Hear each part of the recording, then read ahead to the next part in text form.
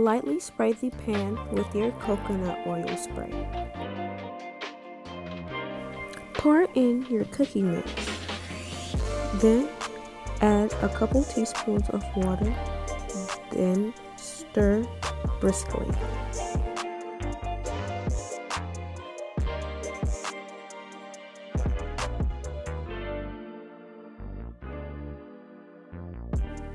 Add a whole stick of butter, but make sure it's softened because I had to put mine in the microwave for 30 seconds.